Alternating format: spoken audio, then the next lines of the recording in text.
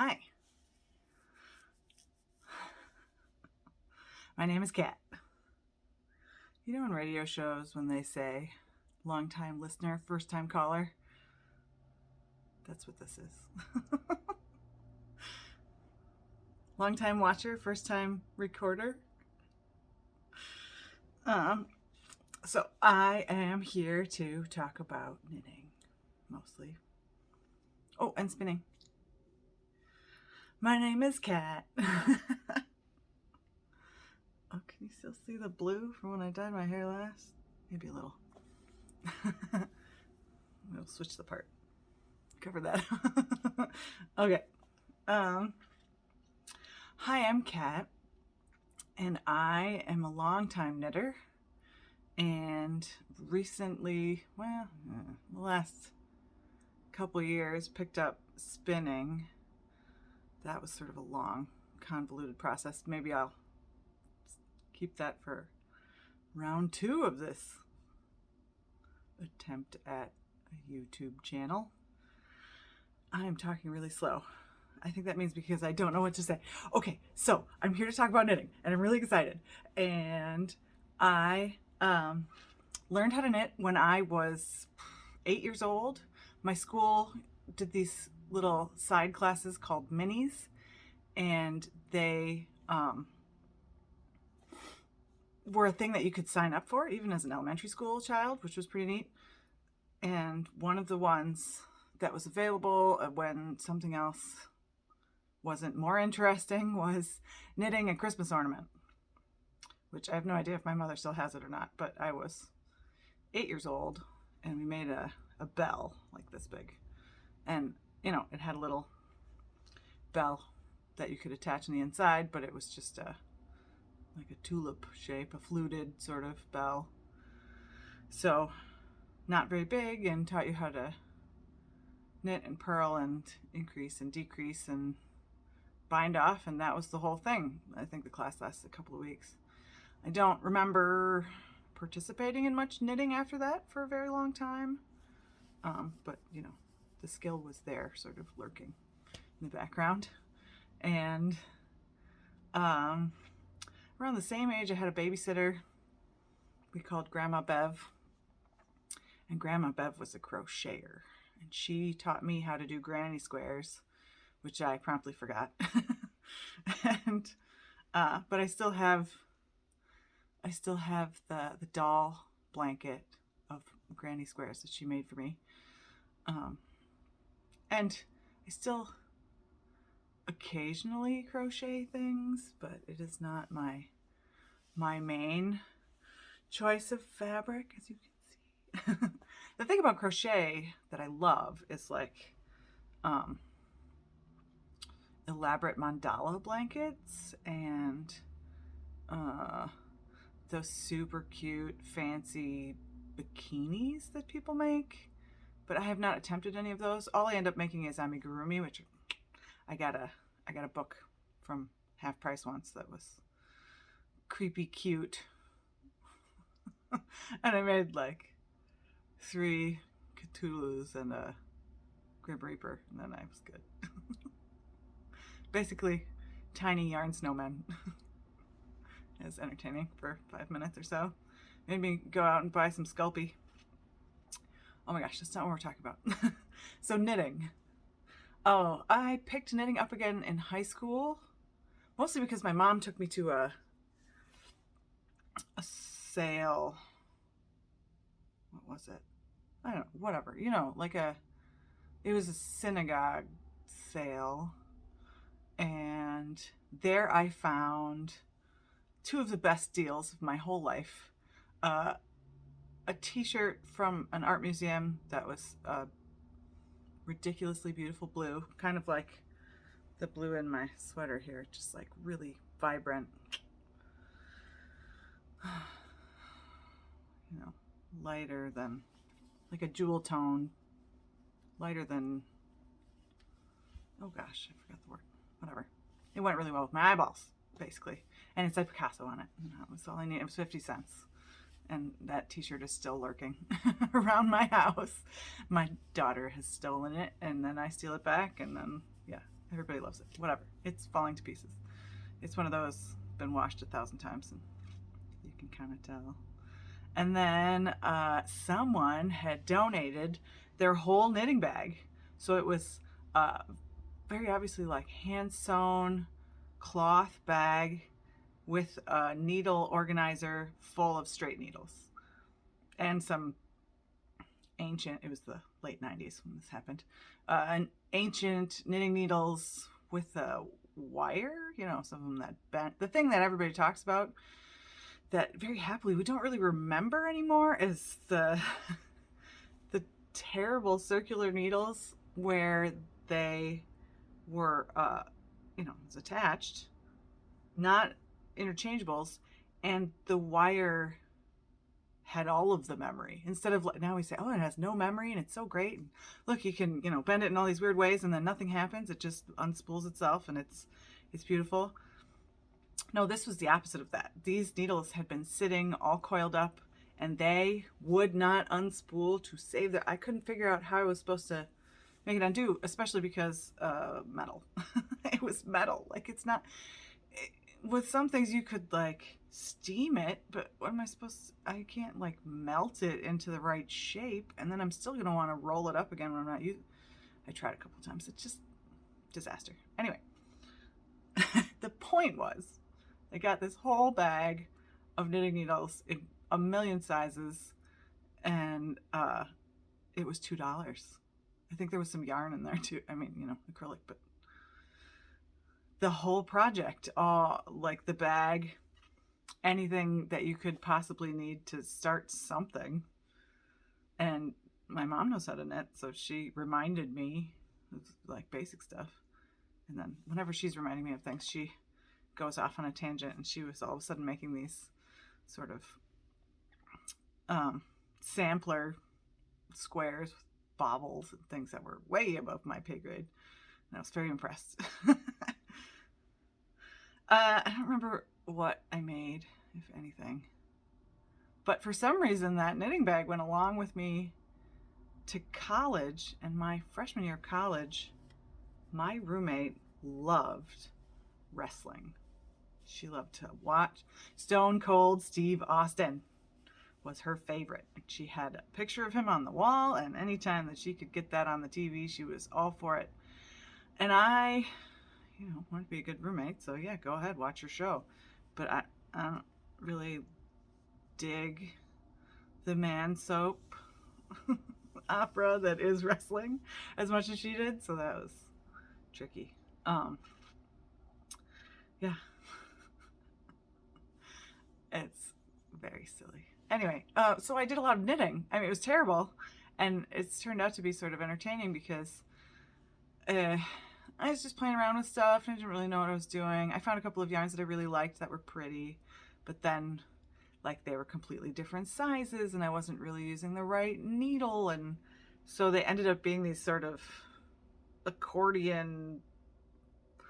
And you know, if I was more of an artist and less trying to make things that just look machine knit all the time, I would have had more appreciation for it. But I couldn't bear to throw it because it was expensive yarn, some of it.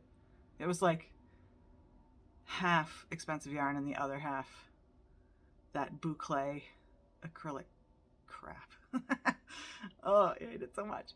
Anyway, I kept it, and then I kept every other weird scrap that I made, and this last year I finally pieced together a blanket out of all the scraps. My daughter has gotten into crochet. She's picked up knitting and put it down a million times, and I've kept all those little attempts. And then now she's into crochet, but all she likes to make is coasters, and we don't need that many coasters, so they also got incorporated into the blanket, which was pretty great. So that is how I started knitting. Oh, you know, okay, wait. So that was freshman year of college, and then sophomore year, I was a raver. So that was where my spare time went. Yeah, that. Okay.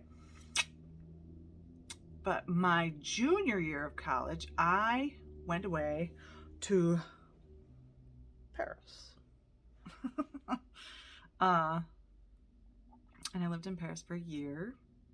And somewhere along that year, my long distance boyfriend from Milwaukee came to visit me. Ooh. And we got kind of pregnant. Kind of completely pregnant. And so all of a sudden, instead of going to bars with my friends and smoking and drinking all the time, as one is wont to do at the age of 20 in a country where it's legal to drink, I found myself sort of sitting at home. And then I went on a little, weekend trip with my very best friend, Jackie, and ended up in a yarn store in Montpellier in the south of France. And I bought all the supplies to make a baby sweater. But it was on size 4 needles and with small yarn, and I was not that into it yet or that skilled. So I made just the back panel of a baby sweater. just the back, like this big of a sweater for an infant. And then the child was born, and there goes my knitting time. Yeah. But 2 years later, we had another child, and I finished the sweater in time for her to wear it, the dozen times or whatever that children can wear an infant sweater. And I had to check out like 14 books from the library. That would have been 2004, the end of 2003, the beginning of 2004. So the internet was still kind of in its infancy, and the thing that is finding how to knit on YouTube was not quite what it is today. Let me tell you. So the library was a lovely resource for figuring out how to finish that sweater, because I didn't quite follow the pattern. Plus the pattern was in French, which I can read, but it's not my first language, so there were some tricky bits. I didn't really know how to do things, so I kind of picked and chose and did what I could. And at the end of it, there was a functional sweater, and the baby could wear it. Yeah. So then about 10 years later, no, not even, whatever, in 2010, I got divorced. And while getting divorced, I joined the roller derby. Next part of tattoo, roller derby lady. And one of the things about the roller derby, especially in the part of Wisconsin where I was living at the time, is that there's a lot of road trips involved. And on family road trips where there was like multi-generational situations happening in the car, my in-laws would be listening to country music or baseball games in the front seat, and my kids, who were small at the time, would be plugged into their DVD players with some mind-numbing cartoon. So I would be in the very, very back, like reading a book with headphones in. But if you're trying to be a part of a team, I mean, not that your family's not your team, but like they were all happy, so I felt safe in just ignoring them to read a book while we were stuck in the car until I couldn't, because I had to entertain the children or feed them, or we had to stop for diaper change. You know what I mean. Anyway, so with roller derby, I didn't really want to do that. I didn't want to just plug my headphones in and read a book and ignore everybody in the car, because it was like my teammates, and we were bonding and like being out in the world together without children. And for some of us that was very refreshing. Speaking of children, yeah,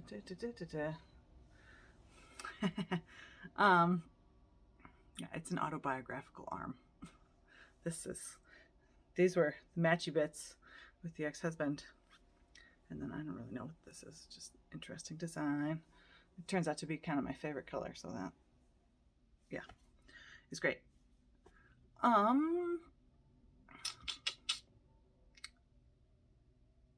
Yes, so a good way to not lose my mind and be insane and awful in the car was to bring knitting, because then I could participate in the conversation or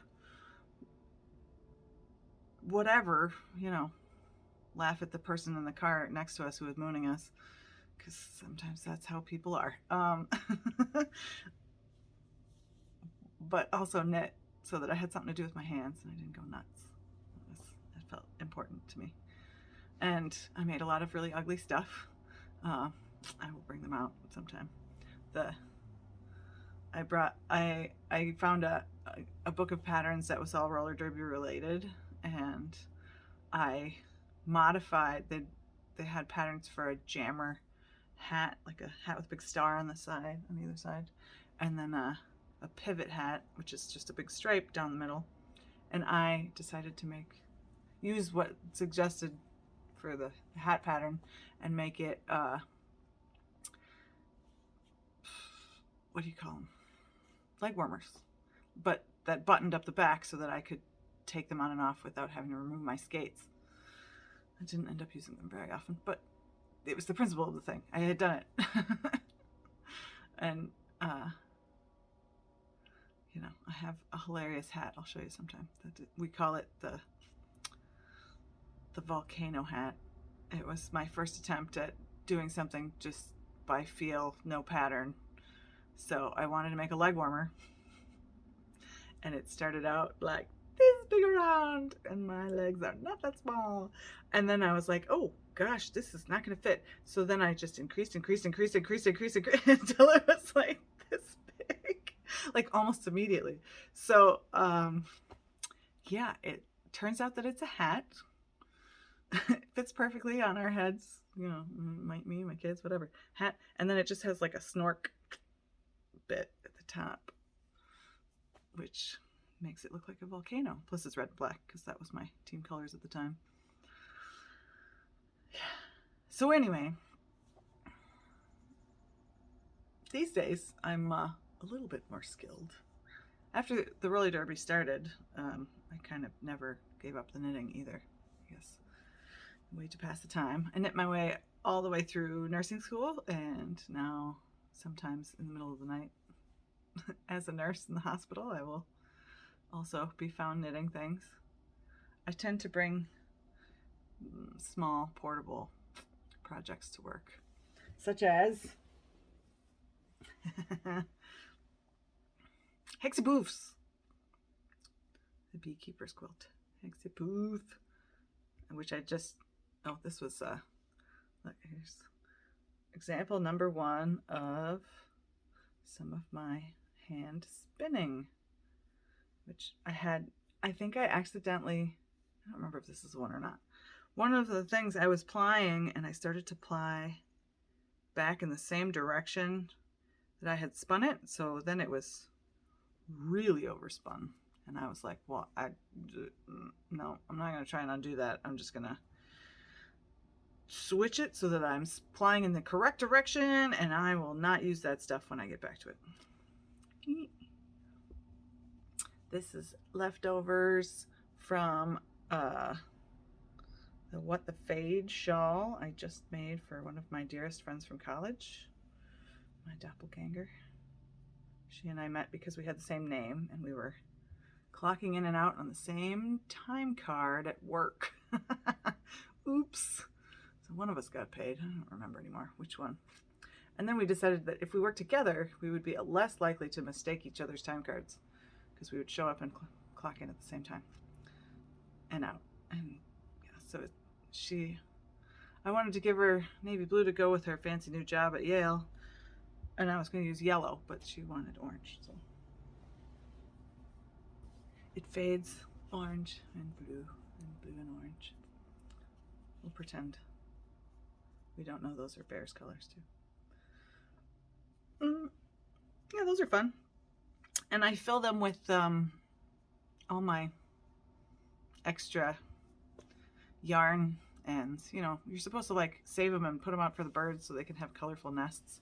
But my partner always buys nesting material and puts it out before I get a chance to put out the yarn. So now I just keep it and use it for myself.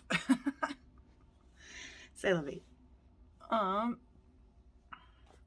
right, let's see. What did I want to talk about? We wanted to do a couple of finished objects.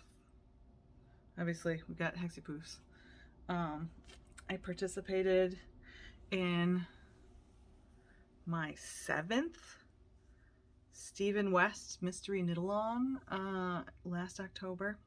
That is right around my birthday, so I love to give myself permission to buy yarn and waste all the time I want knitting. Not that it's a waste, but you know what I mean.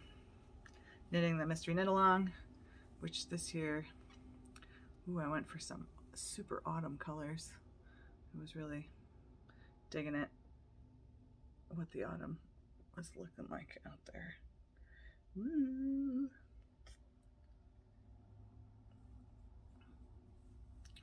Although, here, I want you to look at this. If you look at it like this, with the little, oops, little bit sticking up, doesn't it kind of have a circus tent vibe? I love it though, it's fun. You enjoy wearing it.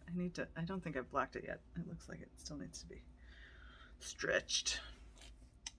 And then I had, I forgot to go dig it out, but I had made my youngest a sweater with some fun knit picks that has, what do you call it? Tweed. Lots of tweed. And then I had a bunch left over because I had just bought all this tweed because I liked how it looked. And then I made him a sweater.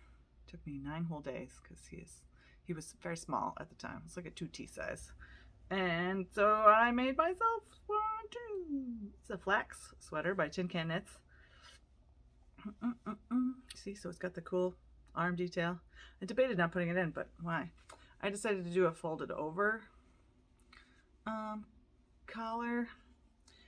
And then I didn't have enough yarn left to do the cuffs or the, oh, but I did it on the bottom. Yeah.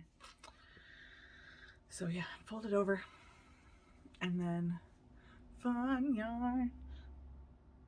See, I should probably back it up a little bit. I can't zoom out. And I ran out of, yeah, or I got nervous about running out towards the end. So then I just added a little pop of color on the sleeves because the sleeves came last. A little stripe of yellow here and there. Well, it's kind of a golden rod. I don't know, whatever, it's great. So this is the worsted tweed wool of the Andes. Yeah, I think the red is called like barn door. And then one of them is mariner blue and one of them something else. Like this one. I really love this color. Look at this color.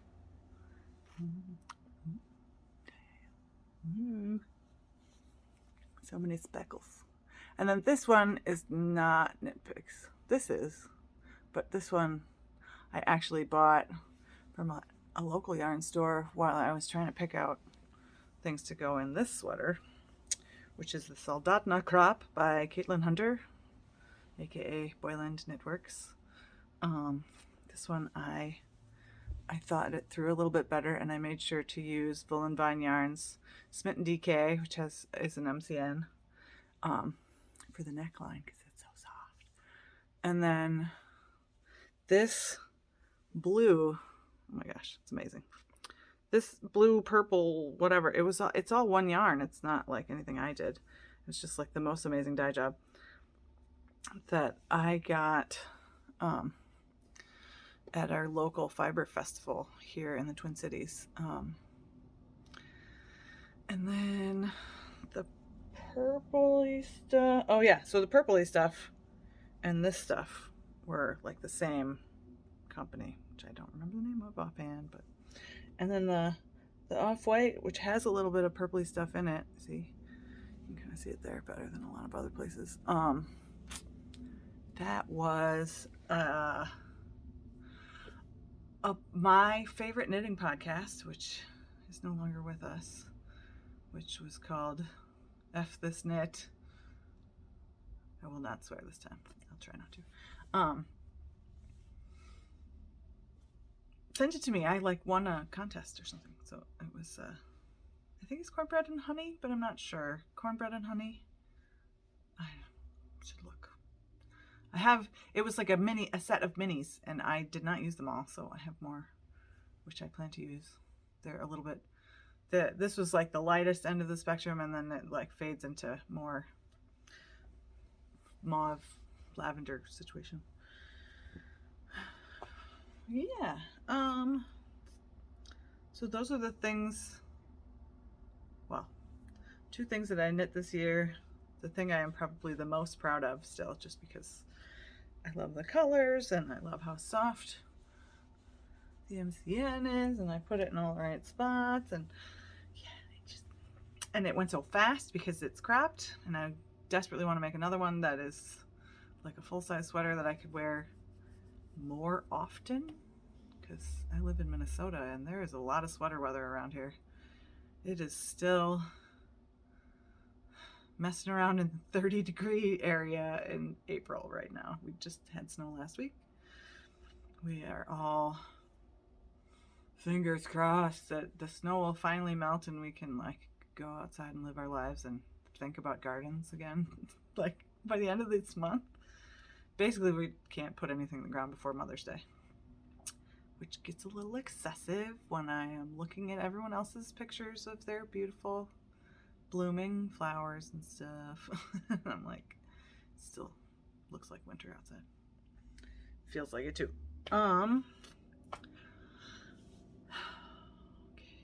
so that's finished objects. Works in progress. I am being an unusually monogamous knitter right now because I am participating in the, oh, I keep bumping the camera, sorry, March to May knit along, DRK March to May, with Andrea Mowry of Dread Renee Knits. I thought about calling this episode Blame Andrea because yeah, the What the Fade was also something that I powered through because of that knit along, because it's for shawls and for sweaters. And then I had bought all of the stuff. Well, I had bought this beautiful, ridiculously beautiful yarn. I meant for it to be a little bit more of a cream color, but man, who cares? Like, this is fantastic. Because I was gonna, this is the Stria Cardigan. And then she called for Caslon fingering, something like that. And I was gonna get it, and then I couldn't decide. And I don't love ordering stuff online because it can be so hit or miss. Like, don't get me started on ordering my bed off of Amazon. It's a totally different color. Thank you, whoever decided to completely ruin the picture on that one, but it is not what it is supposed to be. Anyway, cardigan. I am using this Anthology Yarn Co. Blufflands. It is a single flock yarn. My local yarn store here in St. Paul, the Yarnery, is doing this with them. It's Rambouillet. Are you French or are you English? Rambouillet and Ile-de-France fleece from Nelson, Wisconsin, woolen spun in Mount Horeb, Wisconsin, hand dyed in St. Paul, Minnesota, and the color is called Sandstone. And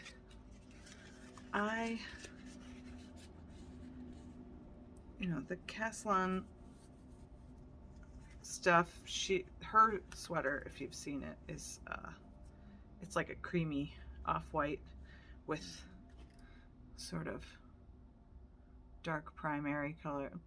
It's like a pink and a green and a red and a blue, something like that. Anyway, I liked it, but I had all the leftovers from this bad boy.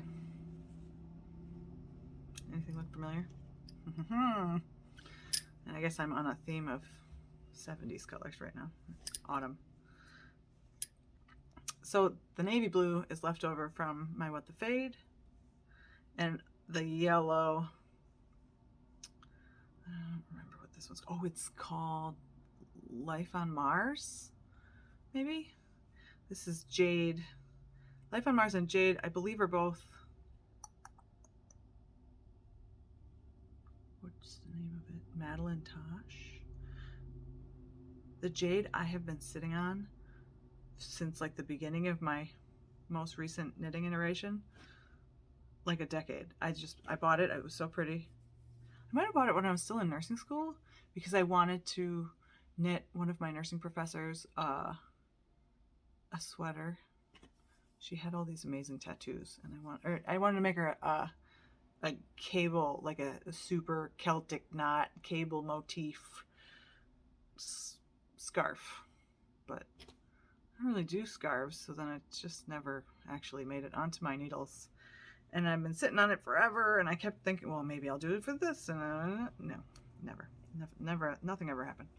This one is also Boyland Yarns, her Mexican hot chocolate in the footsie base, which is a BFL sock. Here, looks like that. Knit up by itself. Kind of a fun.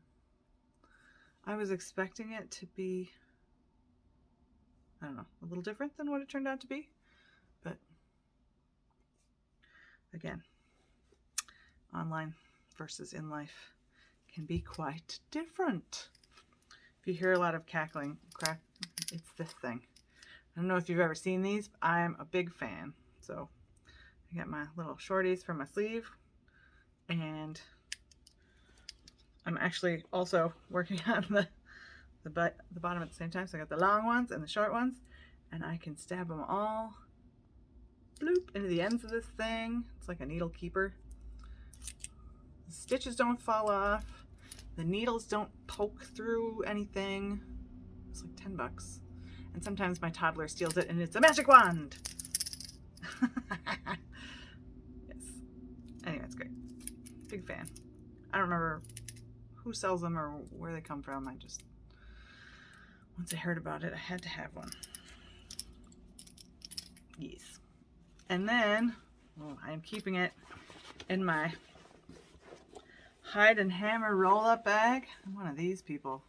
This was my birthday present to myself last year, because it's like $100 bajillion. But it is holding up to me beating the crap out of it, which is the most important thing. And so it's a roll top bag. Roll it up, and then it's got this little guy, and on the other side there's this little guy, and then you just boop, pop it through, and there's a. So sometimes it's my purse, and sometimes it's my knitting project bag, and sometimes I am bringing it into work, and I just can pop this around the bag that I carry in my luncheon to work with. All my other junk for work. Yes. So I am, not today, but normally just busting my butt trying to get this done before the end of May. And it is, the week after Easter, so mid-April right now. There's a chance, because I'm on the bind off, not bind off, well, I'm on the, this is the last of the 1x1 ribbing at the base of the sweater, and this sleeve is almost as long as I want it to be, except it's going to be a full sleeve. Part of the reason that I came on here to talk about any of this is because I've been on the knit along chatting with people, and I was telling them this fisherman's rib stuff, when you knit it flat, you knit, a row of like fisherman's rib knit and purl every other, and then on the way back you just knit all the way across. But when you have to do it in the round, that all the way across in one stitch is not knit, it's purl. And so people have been talking about how frustrated they get because they don't like to purl, and I have learned how to do all of the knitting. So like when I learned how to knit, it was continental, or it was English style. And not only would I knit English style, but I would hold the yarn. Let me have a piece of yarn to hold. I would hold the yarn like down here. And so I would be knitting,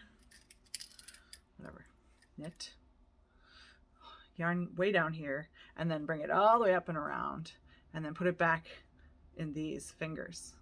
And so one of my sister's friends came over for Christmas break one year when she was in college, and she was knitting continental, and it was like the whole world just opened up, and suddenly she knit so much faster than me, and it was just so much more of a concise movement instead of this big like, whoa, every time. I can't even believe that I knit like that for as long as I did. But again, it was like pre-YouTube, so that whole thing where you can just look up the video and learn how to do it in 10 minutes, it wasn't there yet. And my mom was an English style knitter, and she also kind of did a big motion. She didn't do the thing where, you hold it just wrapped on the end of your finger and you just do, so easy. So I learned how to continental knit, and then I picked up Fair Isle, and then I figured out that I could do 2-color Fair Isle very easily by holding 1 strand continental and 1 strand English and just going back and forth. And then I heard about, or I saw something sort of in passing, or somebody mentioned it. I started to watch, YouTube knitting podcasty things. I heard about Portuguese knitting. I had a look at it, and I was like, but, and I left it alone for a while because the knitting part of Portuguese knitting is like, it just like doesn't, it's terrifying, basically. Just, isn't that the easiest way to put it? It's not as easy. It's sort of like the Norwegian purl, where there's this whole extra like around the, and I didn't want anything to do with that. But they kept talking about, or like whenever it came up, they talk about Portuguese purling is so much easier. And I was like, I want purling to be easier. And so with my continental knitting, I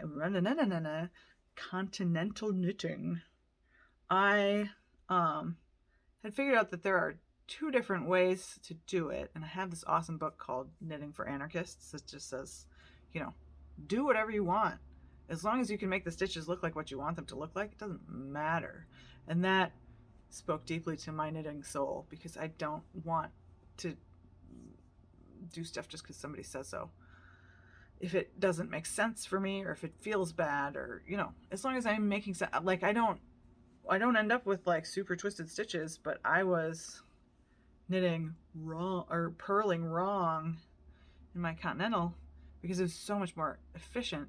And then you just learn to knit out of the back loop on the way back. But when you're doing a knit purl in a certain kind of pattern, you want it to look that other way. Oh my gosh, this is really hard to explain without actually showing you what I'm talking about, right? But I'm kind of done with what I'm doing right now, so I'm not in a good place to show you. So please just bear with me. So with knitting continental, the purl, you can either bring the yarn way down in a way that you can grab it with the needle and bring it back up again so that the loop looks the way it's supposed to, or you can grab it the more efficient way and then knit out of the back loop because you've put the stitch on the right hand needle backwards. But anyway, so with the half fisherman's rib stitch that you use for this sweater, I have to knit the right way to make sure that everything is like accessible easily and that the stitches are all sitting the way that you have to, which is why so many of the people in the knitting chatter were talking about putting their Stria on timeout. And I went and looked up Portuguese purling again, and oh my gosh, it's so easy. The only thing that's weird is that you have to have the yarn around your neck. Big deal. I mean, I got a lot of hair, but I can put it up. I can put the yarn underneath. They sell little pins so you can have it sitting on the front of you. And I have a badge reel. For work, I tried wearing one of those and just putting the yarn through the badge reel, and that kind of works too. Whatever. Just do what works. But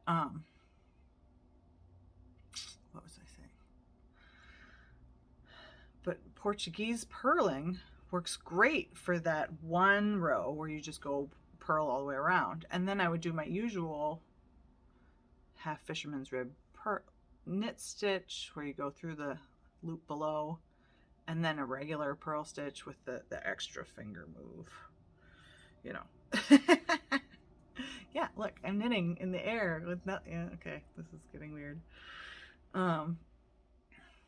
Yeah, so anyway, highly recommend.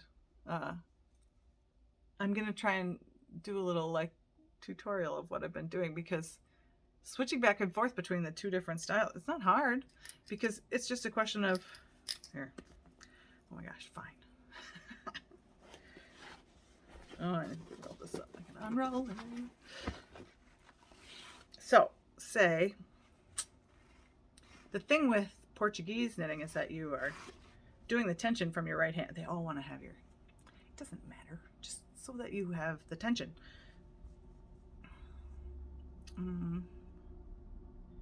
Okay. So, oh, I'm knocking into stuff. That's great. Let's see if I can show you here. Ooh, this is way up in the air. Now I see the trouble that people have with these attempts to all of a sudden do something different. Momentito. Okay, so with the Portuguese purl, ooh, I'm over here. Hey, you just look, it's a purl stitch. You put it through there, and then you flick this up and over. And because you've made this tension, you don't have to do all the extra stuff to hold it in place. You just grabbed it and you go through. Flick. Flick. See how ridiculously easy that is? So now, this suddenly is not a chore. It just feels like knitting all over again. You just have this tight piece, which is, that's something to get used to. But now say I want to go, pretend I'm on my next row. Well, I just let go with the right hand and I tension it in the usual way. You know, it's like, okay, so this is a purl, and this is a knit, and this is a purl, you know. So now I've just got, you know, the yarn loose in my left hand and it's no problem. But back to, yeah, Portuguese knitting again. You just pick it up with your right hand. And now you've created that tension. Oop, you can let go over here and you're back to flicking. Flick. This is not what people normally mean when they say flick, but in knitting. So just, but that's all it is. It's just a little thumb flick, which is a real nice change of pace. Ooh, I'm bouncing all over the place. Yeah. What do you think? Is this going okay? 43 minutes. My goodness. Well, I wanted to show you some of the stuff that I've spun. Maybe I'll just, I'll show you one. I don't need to do any acquisitions otherwise, but this one is my baby. So I bought a whole fleece. I bought a raw fleece. Well, not totally raw. It was like partially skirted and hadn't been washed, because it was definitely, I spun this in the grease and then I washed it just to give it a try, because, you know, it's a thing people do. Look at this ridiculous, beautiful yarn that I spun. It's so fluffy and it's still so sheep smelling. I washed it. I got some of the lanolin out. I suspect there's still quite a lot in there. And I don't know. I mean, and it's massive. Look at this, as big as my head.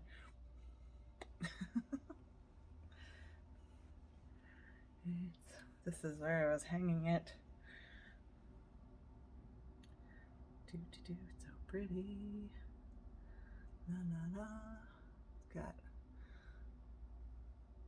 light dark bits and stuff where it's all the same, and probably kind of thick thin in places because I'm not that skilled of a spinner yet, but I just want to show you one. I don't think it's enough for a sweater, despite being enormous. So I was thinking, oh my gosh, this is like getting high. How's it going?